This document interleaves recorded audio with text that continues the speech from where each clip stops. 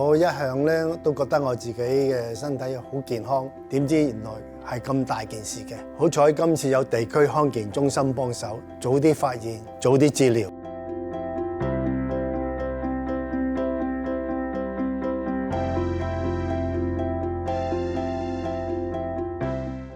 咁有一日喺屋企，我睇到電視有呢個慢病共治計劃，咁我覺得好適合佢喎，咁啊幫佢預約咗嚟康健中心呢度做一次篩查，咁驗出嚟個結果呢，原來佢係有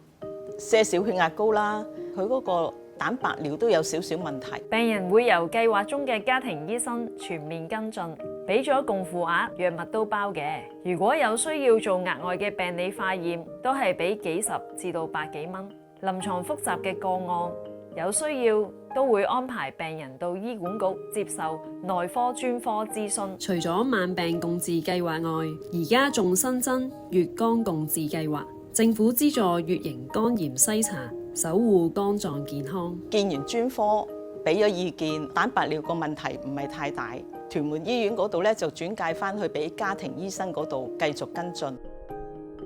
早啲篩查，早啲治療，仲可以使用醫療券添。我已經介紹咗好多身邊合資格嘅朋友，希望多啲人知道咁好嘅計劃，幫到自己，幫到大家。